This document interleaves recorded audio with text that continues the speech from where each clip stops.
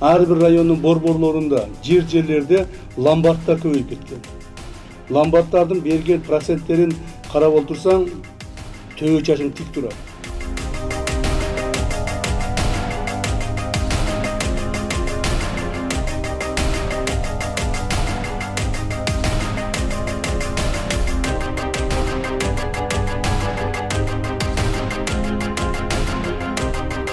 Я, Цупов Вячеслав Валерьевич, владелец ломбарда Тумар Карабалта, поддерживаю проводимую работу органов власти страны. В связи с этим принято решение снижения процентной ставки. Я, Джолдошев Иса, владелец ломбарда Досфинанс, поддерживаю проводимую работу органов власти.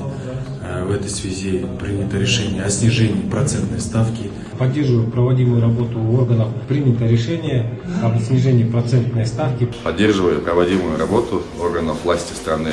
С проводимой политикой руководства страны согласен и поддерживаю. Поддерживаю полную проводимую работу органов власти страны. Поддерживаю проводимую работу органов власти страны. Поддерживаю проводимую работу органов власти страны. В этой связи принято решение о снижении процентной ставки при выдаче денег под залог.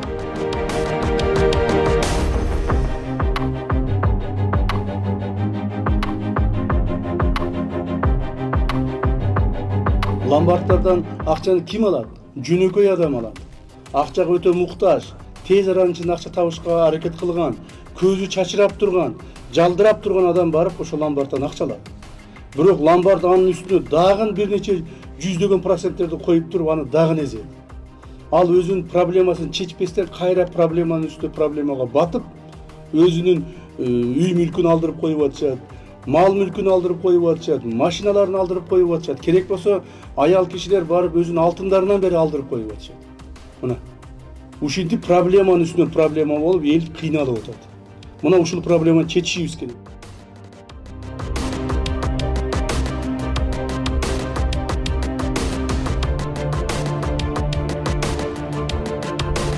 Кылып аткан саясатын колдоп, арендаторлорго 20-30% түшүрүп колдоого алам.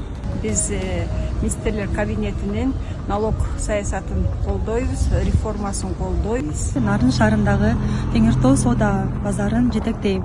Кыргыз Республикасынын министрлер кабинетинин салык реформасын колдоого алып, базардын шарттарын оңдоого убада беребиз.